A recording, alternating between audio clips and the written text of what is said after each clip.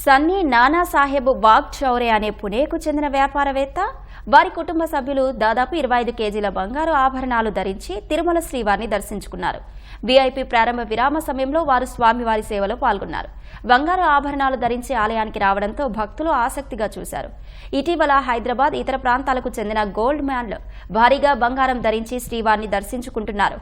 ఆలయం వెలుపల ఫోటోలు తీసుకుంటూ హల్చల్ చేస్తున్నారు.